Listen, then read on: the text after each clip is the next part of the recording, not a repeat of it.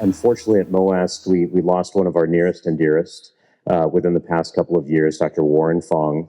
He served as treasurer of MOASC for quite some time, and president in the past as well, and really did a wonderful job, navigating multiple winds of change within the organization. To just share a couple of words in honor of Dr. Fong, I wanted to pass the microphone to Dr. Moss. Thank you, Monty. Warren Fong was a local medical oncologist who practiced at Hoag. He had an excellent reputation, and he was a good friend. And he especially was a good friend of MOASC over the years. He was very energetic, and despite having a sometimes severe systemic illness, he was willing to travel and present and just talk and go to places and advocate on different issues. Among the things that he did, he testified before the board of delegates of the CMA on multiple occasions, on multiple issues. I'm not going to go through all of them. I frankly don't remember all of them, but just to give you a couple, he was, and everyone can appreciate this, he very strongly supported PBM reform, fought very hard to try to get that, and that's still a work in progress for us.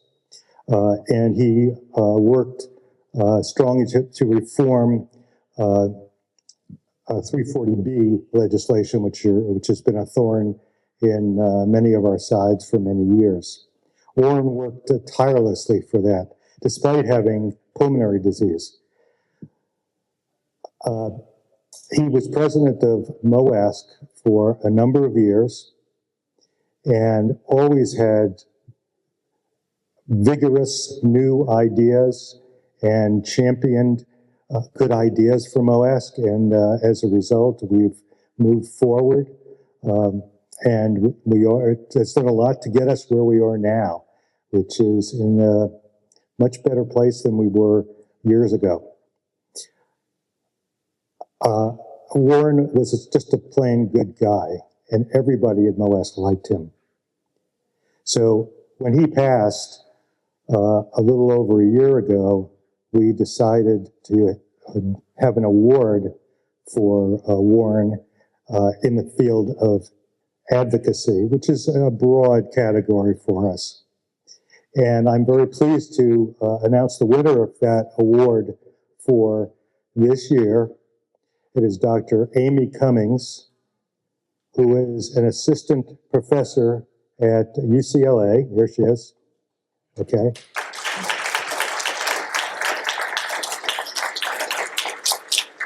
And she presented us with an excellent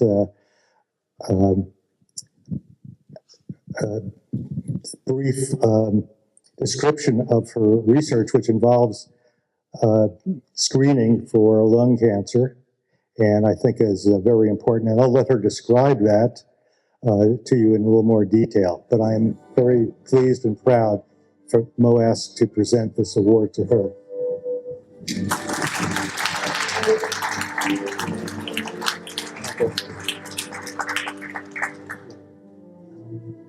Thank you so much. And it is such an honor and a privilege to be recognized in this way. I think many of us know that this is a crisis in California. Someone dies every hour in California from lung cancer. We have the second highest number of lung cancer cases in the entire nation. And back in 2020, we were screening only 1% of people who were eligible, tied for the very last in the country with Nevada. This is a crisis, and this is one that we can all band together to improve. And one of the biggest things we've been able to do over the past several years, with some support from our industry sponsors, is put together a coalition for us to speak with a united voice as academic partners and to go to our state capitol to make sure that our legislators know how important this is. Because what's unique about California as well is that we have the highest number of non-smoking related lung cancer cases. So we're last in screening who we know we need to help, and we're not screening so many. And so what can we do to drive this forward? We all have to work together. This problem is bigger than any one of us. And I'm so delighted to be recognized for this and to work in Dr. Fong's name. Thank you.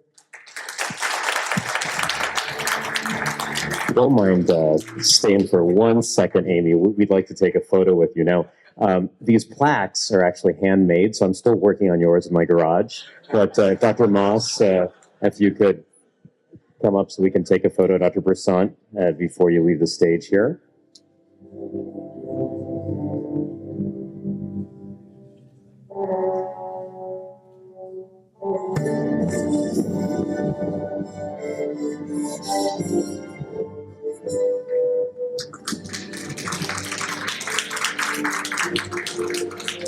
Congratulations. Well, with that, before we actually jump into our last session over here, I have a summary of Dr. Cummings' work on the screen here, and I'm going to actually advance the slide just to share with you some of the specifics of that leadership development program that we're trying to develop within MOASC on the screen. So if you're so inclined, I know we have so many wonderful partners in the room. If you want to get behind it, there's some details over there that you can peruse and decide if you're able to support. So this is a part of MOASC's commitment to the next generation of scholars. But again, I want to thank Dr. Brisant, Dr. MOASC, Dr. Brandale for their incredible contributions, and we're going to move right into the next session of our program.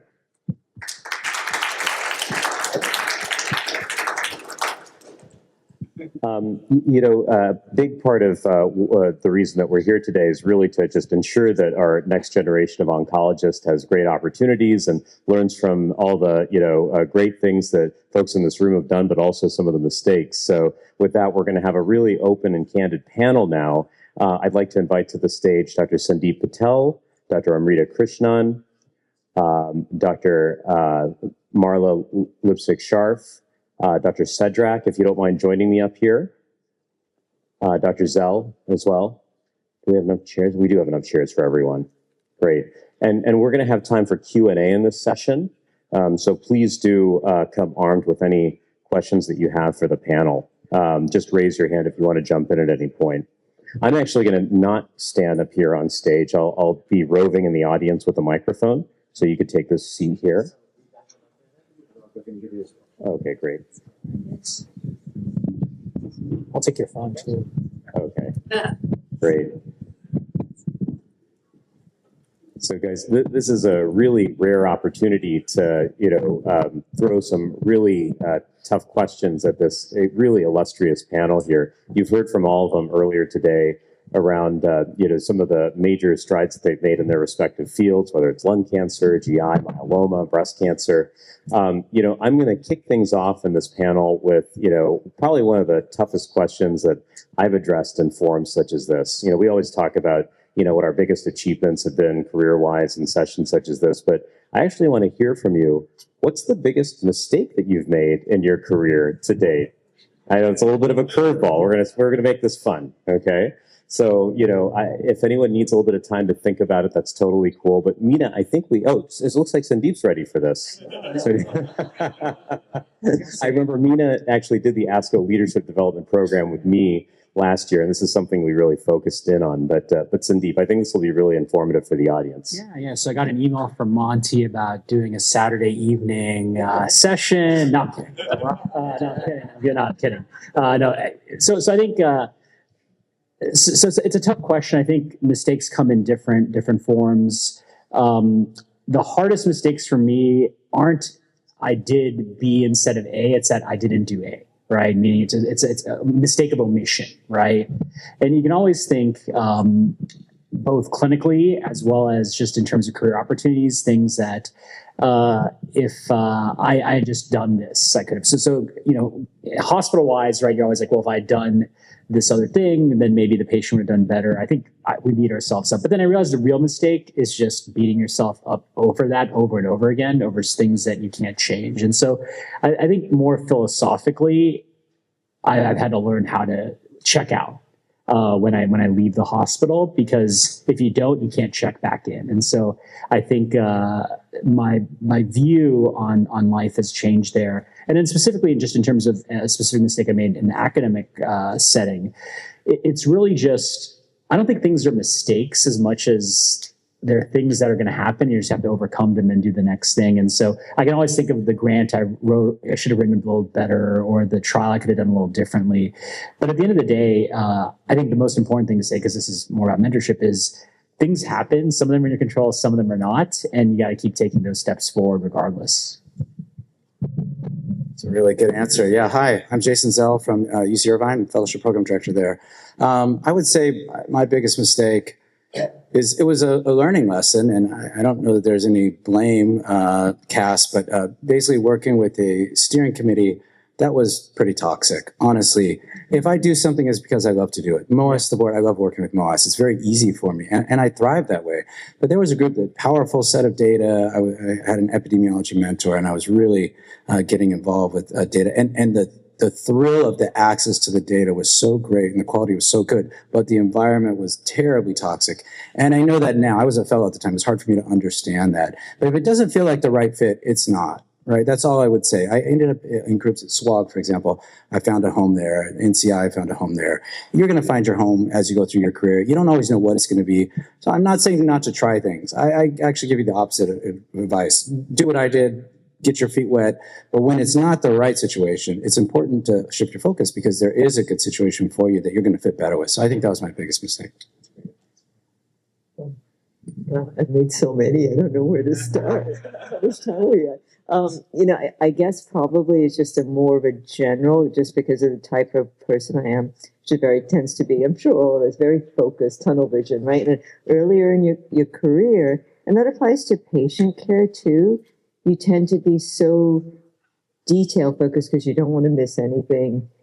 You don't get to enjoy your patients as much. And you guys see it now, and now you've been doing this a long time. Most of my patients tell the APP, you don't need to be in the room because we're going to spend 20 minutes just chit-chatting and enjoy, right? And so it's because the clinical part becomes more natural to you, so that your focus shifts and you're seeing the forest. You're seeing your patient more as a whole person and enjoying that. So it makes it much more fun. So that's the one thing. And then academically, it's kind of the same thing too, right? In terms of or any project you're doing in the same institution, right? Things can be frustrating sometimes, but you're never going to try anything if you get lost in for a study, how am I going to get this patient to come in on day 1, 10, 15 for this? You have to think big first, and then you sort of worry about the little pieces. So that's my thing, seeing the forest now and less of the trees.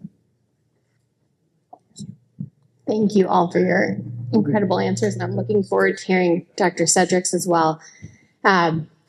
As a relatively new faculty, this is my 3rd year at UCLA as a medical oncologist focusing on breast cancer.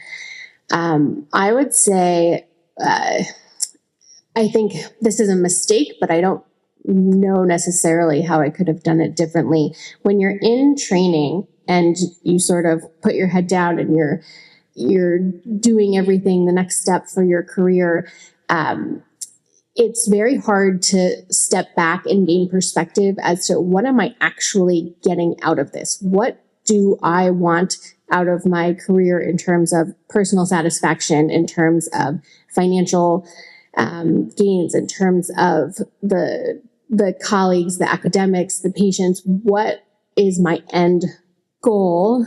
Because then you become an attendee. You're like, oh, okay, what happens now?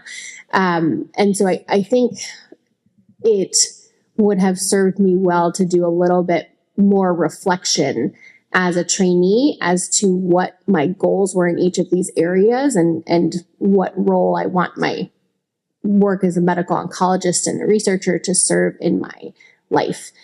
The other thing I'll say is that sort of going along with that, many of us that are interested in academics, come out of fellowship, and I think the funding paths are not as clear or did not seem to be as well discussed. And so really talking frankly with your mentors about how they have achieved funding and whether or not you will achieve funding in certain different ways, and thinking about how that interacts with your overall career goals, I would say. Those are some of the main things I've taken away so far. I think for me, probably one of the things that I have learned is the importance of living in the present. I think oftentimes we're always thinking about the future, what's going to happen tomorrow. I mean, this is even as a father, as a husband, planning, I'm going to buy my first home. How am I going to do that? Or sometimes the past, the mistakes that I have made. I think sometimes I forget the importance of just being in the present moment. And, oftentimes I think about people who I have lost suddenly in my life. And I think, they were gone in a day. And what was the point of all the things that they were working towards? Nobody is going to get, your kids are not going to know you, by the number of papers that you publish or the number of grants that you publish, but like who you were as a father. And so I think even in your career, it's really important to pause and have gratitude for where you are. And I'll just say this little joke that someone once told me. They said, if you put one step in the past and one step in the future, you end up pissing all over the present. So try not to do that. That's awesome. I like that. I thought that was a really good first round. You took a real zinger from me, and you all addressed it really well. Does anyone have any questions in the audience? If not, I've got a couple prepared. No, please feel free to jump in with anything. So as I was walking around the posters earlier today, right, we have so many talented folks in the room. The bulk of the posters that you see here are presented by residents, medical students. We have a couple of fellows, actually even a couple of high school students. I don't think it's uncommon for us to have, individuals approach and say, hey, I'd really like to do research with you, right? I mean, it's probably it's something that happens to you every day. In fact, you had an email from this person or that person. Obviously, you can't take a zillion folks under your wing. But what is it that sort of makes your head turn when you get that email, when you have that point of contact with an individual that says, this might be a good person to bring into my group? And just to be fair and equitable here, I'm going to start with Mina. If it's not written by ChatGPT. Is that it? I think you would forget how many times you can tell. I think you can tell a lot of these emails. I mean, at UCLA, we have undergrads who all want to be, get into medical school, and medical students that want to get into residency, and you'll get it's this very standard email. And so I think, authenticity is what I'm trying to get at. It stands out. That's a great point. I would add to that,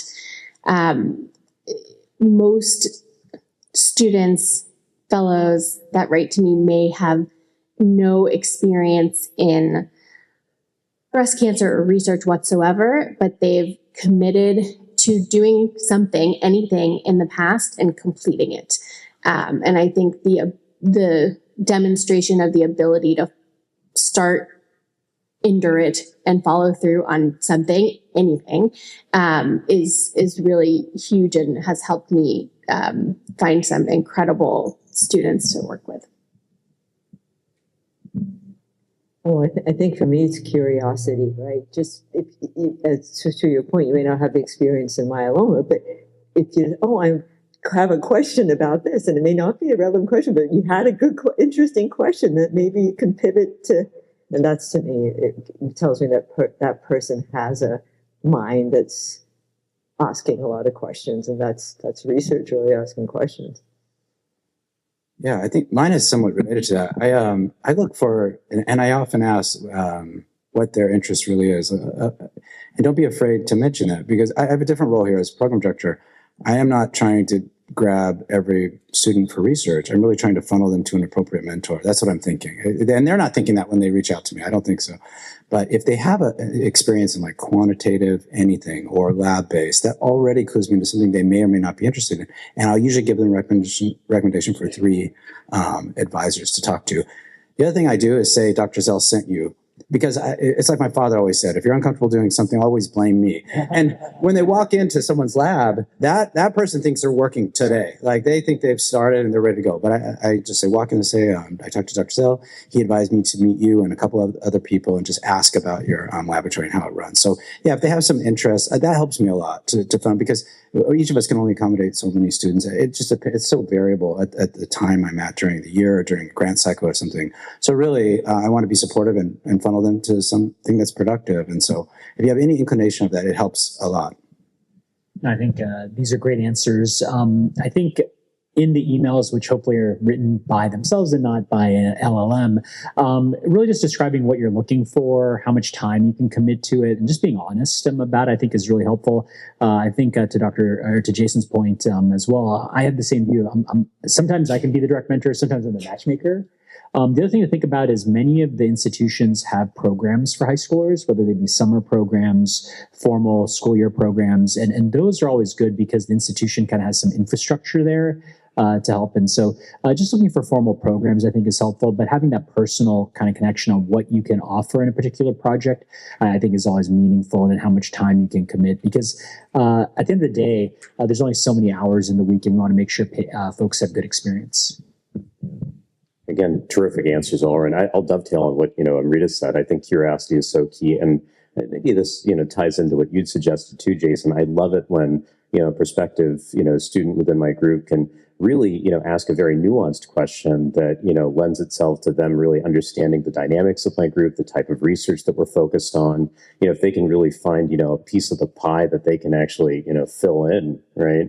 Right from the get-go, I find that always to be very, very attractive. Okay, very good. I'm just looking around to see if anybody has their hand raised. Oh, perfect. Great. You don't mind introducing yourself too? Hi, I'm Rafi. I'm a second-year internal medicine resident and hopefully a prospective Hem-Onc fellow. I wanted to ask, what was the biggest factor? Hematology oncology is a field where there's a huge amount of research and perspective in research, but what was the biggest thing that made you decide, I guess, more research focused versus clinical and community-based Hem-Onc? Yeah, I think the beauty of Hem-Onc as a field is it's probably the most diverse specialty in terms of what you can do. You could be an academic BMT, right, with a lab, and you're only rounding on inpatient wards, to being a community doc who sees everything, right? One patient has lymphoma, the next has colon cancer, the next has breast cancer. Their industry options, their research options, the breadth of research is really out there. I think when the fact that as a resident you kind of know you want to do Hem-Onc is step one. And I'd love to hear how other folks kind of mentor the first year, but this is kind of how I mentor the third year residents and first year fellows. I really start by saying, where's your passion, right? And initially it's hard to say, is it, benign heme, malignant heme / transplant solid tumors? And then once you're in that space, what does your research look like? And you often don't know what you like until you actually do it, right? Something looks really good from a product standpoint, or you're seeing it at ASCO or something like that. But until you actually do it, you don't really get a great sense if you have passion for it. And I think that's where the second and third year kind of fellowship experience makes a ton of sense. And Jason, being a fellowship director, probably has the best advice on that. But I think the goal of training, I think, is to try all these things and get a sense of what you want, because you're never going to get a second chance to try all these things out. Yeah, it's great. I mean, I would say many of the same things. So number one, my advice would be honest with yourself. Be honest with yourself, right? You're not going to be happy no matter what you do if you don't do that deep reflection and think about really what makes you tick, right? I did that at multiple points in my career, and it led me to this point. I like to say a butterfly flaps its wings on the west coast of Africa. 7 days later, there's a hurricane in Miami. I lived in Miami for med school. So that always made a lot of sense. I thought about my career. I threw a lot of stuff out there, but I didn't really know what would land at the end. But at least I stayed true to myself. I followed my own interests. So I would say, yeah. The other part of that, be honest. And then number two, be flexible, right? I see it all the time with fellows. They come in, I'm going to be a breast oncologist, and all of a sudden things start changing. Or I'm going to be a community oncologist, and then they start having second thoughts. I really like CLL. I'm thinking about narrowing to an academic field. And that's part of being honest with yourself. You have to recognize when you feel that. Some of it has to do with depth of knowledge and breadth of knowledge, of course. Some of it has to do with burnout. What's going to help you avoid burnout? I take the MASLAC burnout survey every year with my fellows to make sure I'm not burned out, and so far so good. But, if you followed me around for a week, it looks like I have 3 or 4 different jobs, right? So it's quite varied, and I love it. I think for other people, my best friend, he's a family medicine doc, and he asked me, are you still doing that program director job? How can you still be doing that? So I think for him, it would be a nightmare. So he was honest with himself. I was honest with mine, and I still love what I do. The day I don't have passion to be program director, I'm out. It's just going to be real quick. I'll wake up and realize that's it. But while I have passion, I'll do it. So I think if you listen to yourself, you're honest, and be flexible, you'll find that. So I think the flexible is really the key part. So I went into this, I came to do BMT fellowship at City of Hope. And, actually I don't even do allotransplant. I haven't done it for probably over a decade, and I have no interest in it anymore once I found myeloma, right? So, it's just exactly what you said. You have to be able to adopt and go where your interests take you. And I think that's when you find something you're really passionate about, it really keeps you in it for a long time. I will add to that. As a trainee, I was fortunate enough to spend time on the inpatient and outpatient services with people with all different kinds of careers, and really tried to figure out where I could see myself thriving in terms of the research versus clinical balance. One of the things that I appreciate is that I really do feel like these are 2 separate ways for me to make a difference. And when a grant application gets rejected, often happens to be the same week that you really help someone on a personal level in clinic. And when, something does not go as you'd hoped in clinic, and, there's something you can turn to in research and say, I'm making a difference on a bigger level. So I really love doing both of those things for different reasons. And I think it helps from a burnout perspective to feel like I'm making a difference in multiple places. But the only reason I sort of figured that out was by being in different clinics with attendings that had such different setups.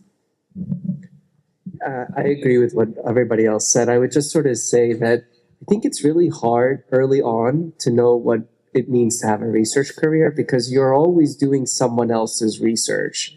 You're taking on someone else's project. You have it's not your idea. You might be like, oh, I'm excited to do this, but it's not your idea. And that's very different than when it's your own idea, or when you're actually on the steering committee for a clinical trial and putting together the study design and weighing in on how to actually get something done. And so I think there's also this, I think it's hard to, you don't know what it's like to actually do research. And I think that goes back to the being able to be nimble and to pivot, because sometimes you actually end up in a research career and then you're not happy. And then it's important to stop and say, you know what, this is not for me. And I'm okay. It's great to just also be a doctor and see patients and make a difference. There's nothing, I think we have to get rid of this prestige, like, oh, you're better, or we all need each other because we all need to work together, because we're all just important parts of this body that is, out there to really make a difference in the lives of the patients that we see. Terrific. That was a great question. I'm going to bring the microphone over to you here, if you don't mind introducing yourself. Thanks. Hi, everyone. My name is John. First of all, thank you so much for your time. I'm a second-year resident at Kaiser Inland Empire. I already introduced myself, sorry. My question is, I know many of us go into the field of hem-onc because of research, of course, with clinical experience, with our experience with patients. For me personally, I find that my daily interaction with patients, especially those with a malignancy, they're the most grateful. They have their fortitude. I have never seen anyone else, with that strength, right? My question is, what fulfillment besides research with your daily experience with your patients would you be able to provide your experience? Sorry. Yeah, I think to the earlier point, and I think you summarized it well, my worst academic day may be better than my patient's best day, right? And I just have to level set on that sometimes, right? That I have to contextualize, what's happening professionally to your point. And so I think at the end of the day, oncology is unique, and medical oncology is very unique, especially because you effectively become the primary care doctor for their most pressing life concern at that time. And as much as you're managing the disease, you're helping the patient, you're also frankly helping their family, right? I mean, I think medical oncology, I'm spending half the time talking to the children, right? The spouse, the sometimes the parents even, right? And so I think medical oncology, and you see from the folks up here, at least sitting here, the IQ is very high from the talks they gave. The EQ is very high. You just don't get to see that until they're with their patients, right?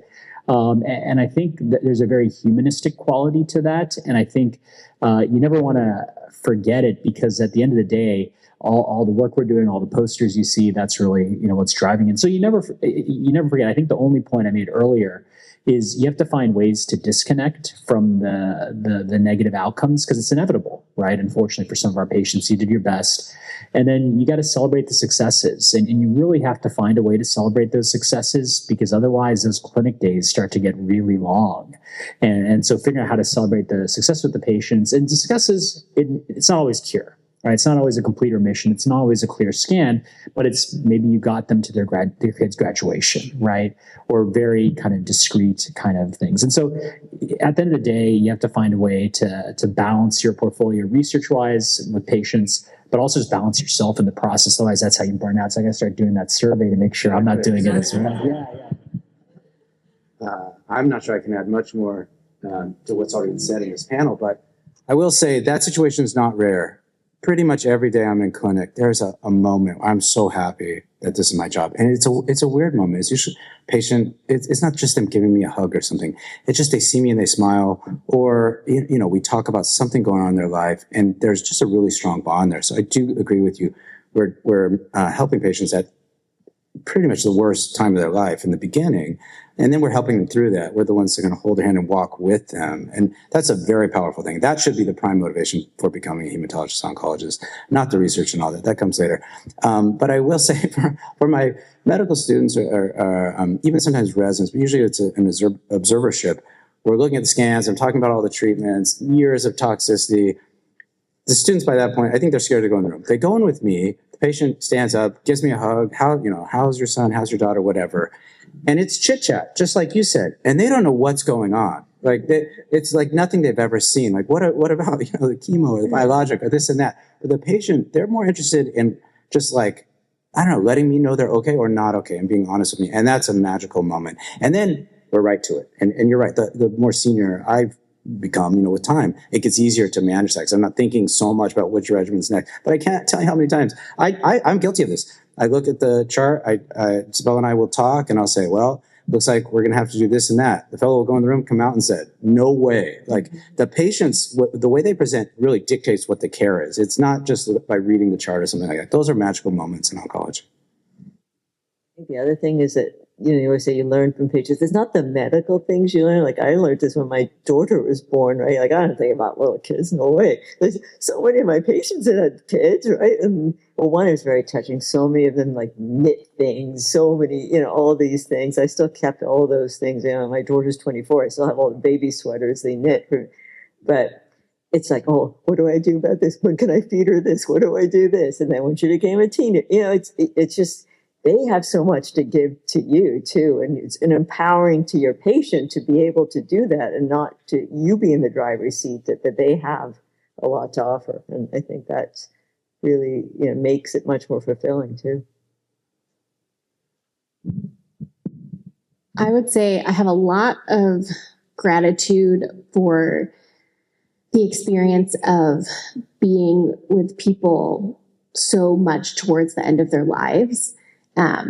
I've heard many of my patients tell me that there are certain things that they have learned only in anticipating the end of their lives and getting towards the end of their lives. And it sort of feels like, I feel a lot of gratitude. It sort of feels like I'm tapping into some sort of secret. Like, I am fortunate that I'm learning these things while I'm healthy and well. And granted, I don't always apply them as well as I should in terms of living in the present. And I think we're all working on that to some degree, but I have a lot of gratitude when my patients offer me wisdom and words of advice in that regard. And I think the other thing that is helpful to and gives me a lot of fulfillment is that my patients everybody has something cool or interesting about them.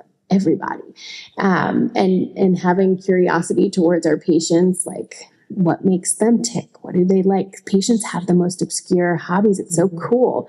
And learning from people in that regard, it's just fulfilling. And in being an oncologist, you really are required to understand and figure out patients' values. So I think we get the privilege of learning a lot more than in a lot of other fields. I don't have much to add to everything other than I would probably say, you always hear maybe a quote or a comment that says, it's the people in our lives that give meaning to it. I think we're very lucky because we have lots of people that we can connect with that can also give lots of meaning to our day-to-day. Beautifully said. Oh, we have more questions. Terrific. Okay, very good. If you don't mind, again, just introduce yourself before your question. I'm going to try to squeeze through here. Hi, my name is Kyle. I'm a first-year resident from Huntington Health. Before I ask my question, I just want to say thank you so much for being part of the panel for today and for being a big part of today's event. My question, very quickly, just a fun question instead. Can you really quickly each name your favorite protein or CD marker? Okay. P53 intact, I guess. Statistically, right? Is that cheating? Yes, definitely cheating. Okay. It's not a protein. I would say, of course, microsatellite instability, which is an epigenetic event. So I'm going to go with that. Not a protein. Oh, it's BCMA all the way if you're mine. I think I'm going to have to say PIK3CA at the moment. What did you say? PIK3CA. I'm going to say HER2. Ooh, all great choices. Thank you so much. Was that it? That's it? Oh, wow. Okay. All right. Cool. Okay. Now on to some tough questions. But no, that was terrific. Thank you for that. It was really lighten the mood here a little bit. So, I wanted to, pick up on something that struck me this week. I've had conversations and sidebars with all of you, with the exception of Marla, who I'm just getting to know. And I'm sure we're going to get to know each other better as the months pass. But anytime we pick up the phone to chat with one another, it's always after hours, 8 p.m., 9 p.m., weekends and so forth. And something that often comes up in these types of panels is this issue of work-life balance. And, I think that the time at which we all communicate with each other signifies when our work days end to some extent, right? So tell us, and maybe I'll start with Amrita for this one. You and I are always walking out to the parking lot at the same time, late at night. Is work-life balance possible? Be honest with us in academic oncology. It's not a 9-to-5 work-life balance, but it's all right, I'm going to go do this, go to school for this, and then I'm going to work 2 hours later, right? And so it's just shifting it around. I mean, that's all I can really say. I'm probably not a good role model of work-life, I'll be honest, but I managed to get everything I want to do and have a healthy life outside of work. So I think it's just how you structure it. Yeah. Anyone else? We can go in either direction. Marla, maybe to you. I think one of the things that someone told me is that it's easier or more doable to have balance over a week than in a day. Like on your clinic day, that's what you're doing all day, for me at least. And that might not be the day that I do things outside of work really at all, but I make it to most of my kids' baseball games on the weekend. And that's really cool and fulfilling and special for me. So I tend to think about it more over the course of a week than in a single day? Yeah, Mina. I'm not very good at this. I think it's something that you just have to intentionally kind of work on, and it's on someone that had told me it's not about necessarily the quantity of minutes that I am with my kids. It's that when I'm with my kids, my computer is away, my cell phone is away. I'm on the floor playing, like a game with them, or outside throwing ball with my son. And I think, that it also takes work, but that's really important. Quality. I was on a panel. One of the women, this was a women in myeloma panel. She had a tip, which I wish I had known 20 years ago. She goes, I never cook. Oh, yeah. That's it. Yeah.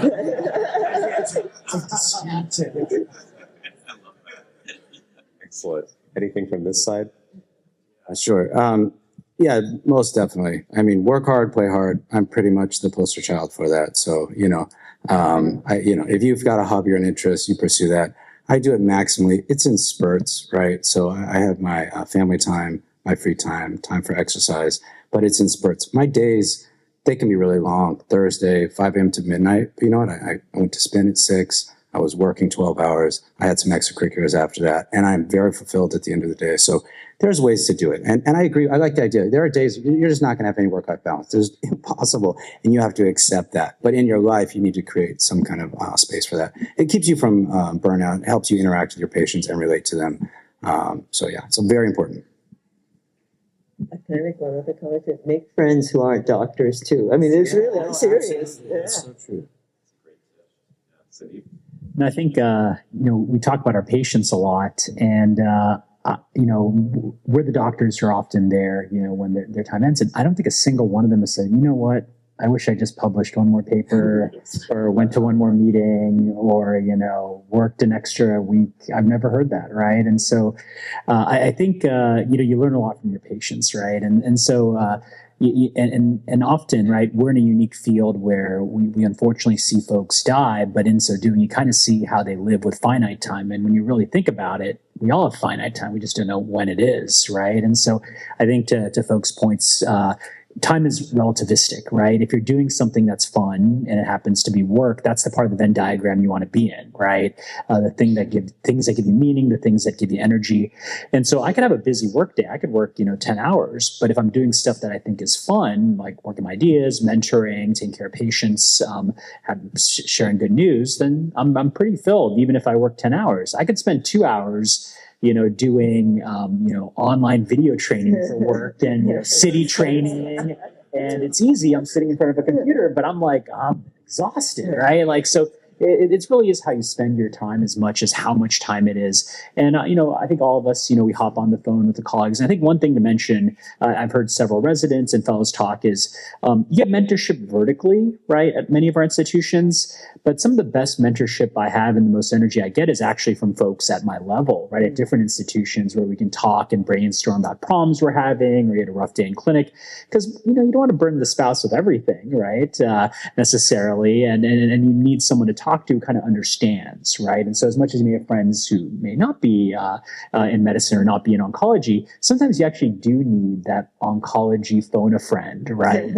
After a rough day, or maybe you had a rough meeting with your boss or something like that. And I would encourage you to keep those connections. I have med students, residents, fellows, the people you grew up with. They'll continue to be your friends, and you will be able to help each other out when it's not on some of the darker days. But most of the days are pretty good. But all of us have to grind out the dark days, and you want to have help to do that. I'll just add one more thing to that, which is I learned from on the airplane when they say, put your oxygen mask first before not putting on your child's oxygen mask. I think about that a lot. In order for me to be a good dad, I have to make sure that I make time for my own self-care and my own well-being, because if I'm not in a good place, I'm not going to be a good dad. I think the same is true at my job. In order for me to be a good mentor to my mentees, to my students, to my patients as a physician, I have to also make sure to make time. So I think work-life balance, it's a very, we talk a lot about it, and it's not easy, but at the end of the day, it really is about making sure you are in a good place, because then you're going to be better at whatever it is that you're doing. Terrific. I don't want to, please. You made a good point about it. So, because I think it happened organically, but I didn't realize it. is to what you said, your friends who are all your co-residents now, everyone is going to advance in their careers, right? And so being friends with a lot of people at many places, like I didn't become any smarter. I just had a lot of friends who are at all different places who suddenly invited me to go give a talk and do this. And now they're all myeloma directors, right? But we weren't all that like 20 years ago. So it's being, even if you're naturally not a gregarious extroverted, making time to develop relationships with a lot of people.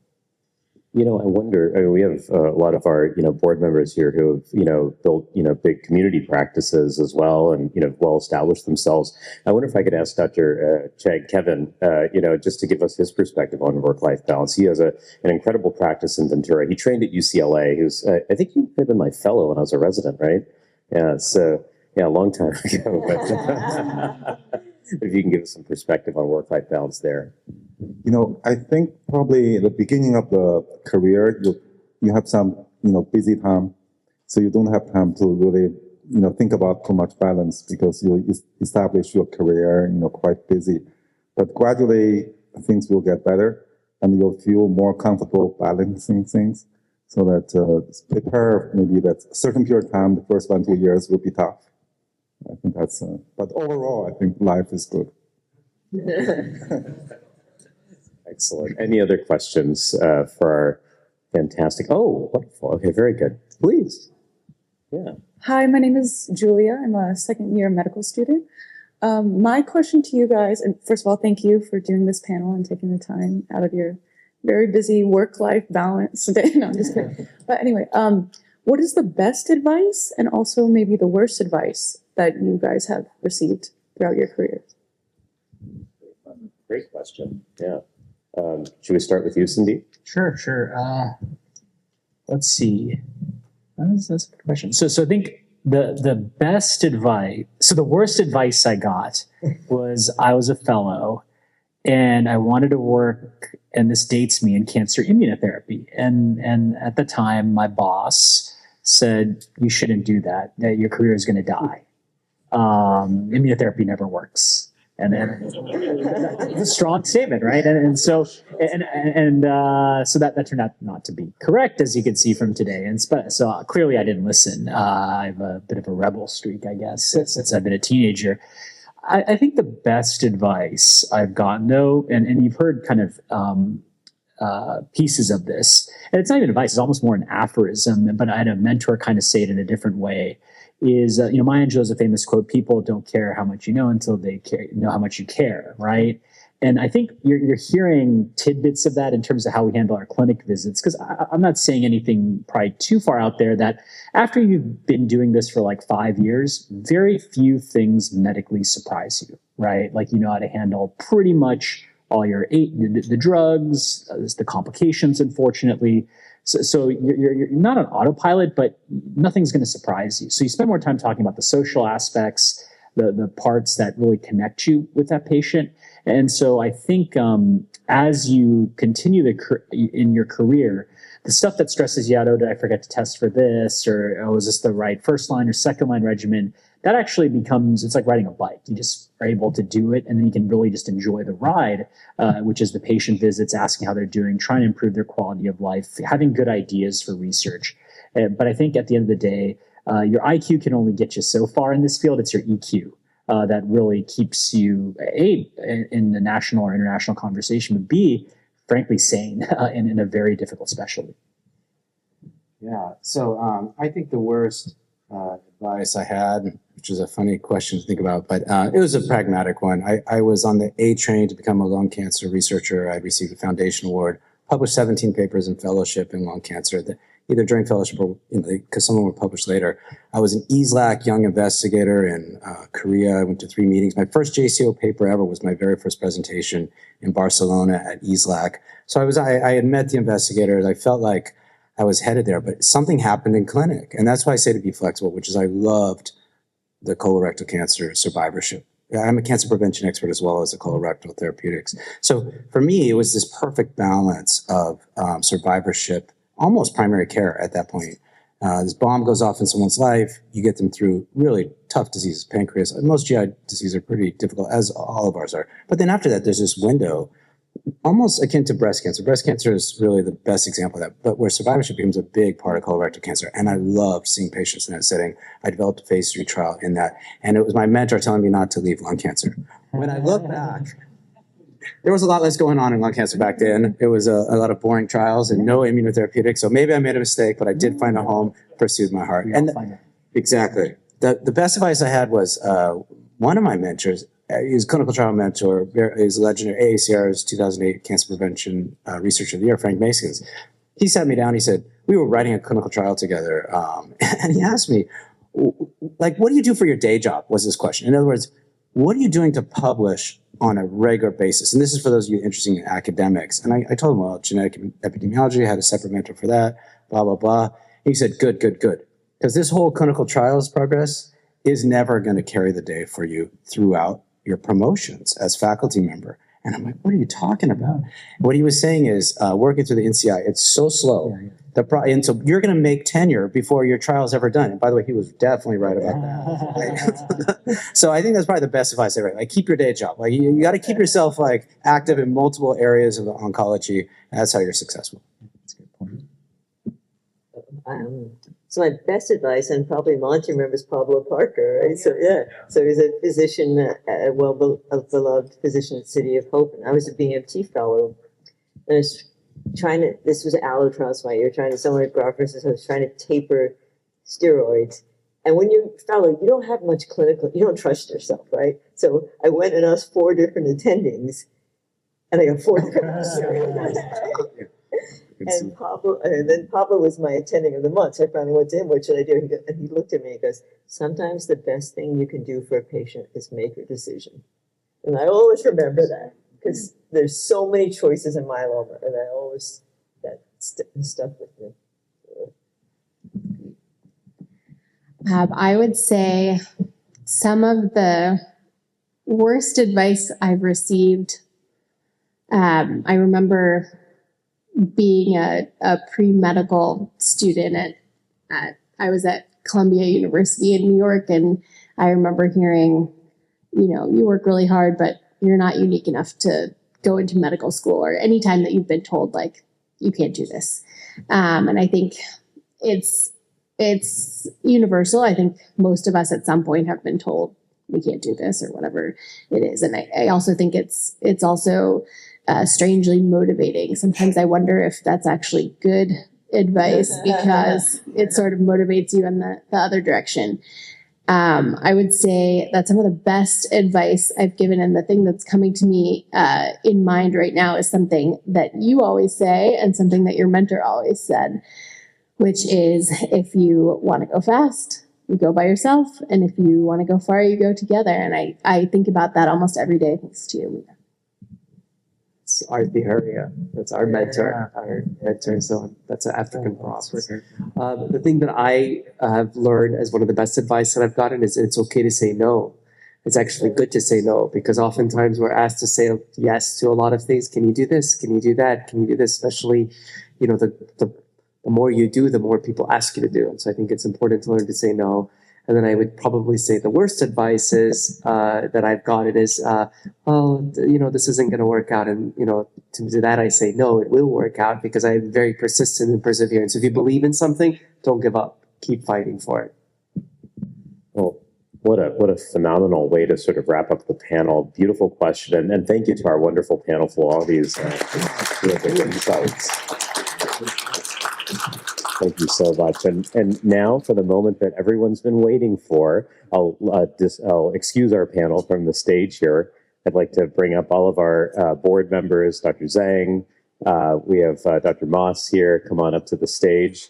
We're actually going to introduce our poster award winners. This is a really exciting portion of the program here. So again, if your eyes can make it all the way to the edges of the room over there, you'll see the names of our recipients displayed. But we actually have 2 categories. We actually had sort of a paucity of faculty members presenting posters here, which is absolutely fine. So what we've done is we've actually divided into two tiers of abstracts, one in sort of a translational research category and another in clinical research category. So I see Dr. Chang here as well. If you want to come up to the stage as well to present the award, Dr. Nguyen. We'll get all of our board members up here. Dr. Prasant, if he's still around, welcome you to join us. So in the translational research category, in third place is Dr. Christopher Grant from UC San Diego. Christopher, right on. Dr. Zell, perfect. Why don't you take a seat over here? In second place is Timothy Chu, who hails from the College of Osteopathic Medicine of the Pacific. Sorry, I can't read that, and I can't read my phone either, so apologies. So is Timothy here? Timothy, come on up.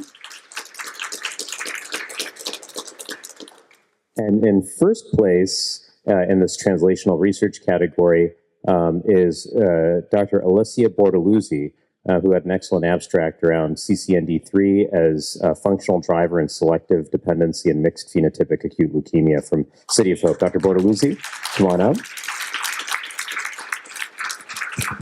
If you don't mind sitting over here, why don't you scoot over there, and we're going to take a photo together. Maybe Dr. MOASC, if you can move this way. Okay, these are our translational poster winners.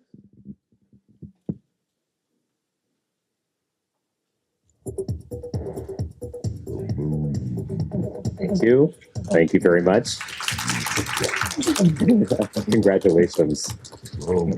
Yeah, we're just so thrilled to have all of these, outstanding, talented youths in the room here today presenting.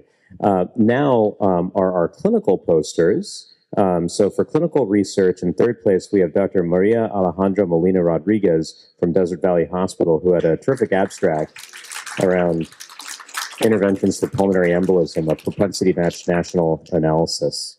Congratulations. You could have a seat, any one of these three, please. Thank you very much. In second place, we have Dr. Tulsi Patel from the University of California at San Diego. Had a wonderful abstract around prevalence of steroid use in the context of Kaposi sarcoma. And in first place, from the Alameda Health System, is Dr. Nancy Nguyen for clinical pathologic and molecular features of Kuchenberg tumors from gastric cancer. Nancy, come on up. I'm going to have you take a seat right up here, and we'll take a photo. And as Nancy's making her way up here, I just wanted to congratulate everyone who presented a poster today. It's not easy. It takes a lot of time and effort to not just put the posters together, but to really understand the content and defend the posters in sessions like this. So, please for next year, encourage your friends, colleagues to submit, and we'd love to see as many original research posters as possible. Thank you.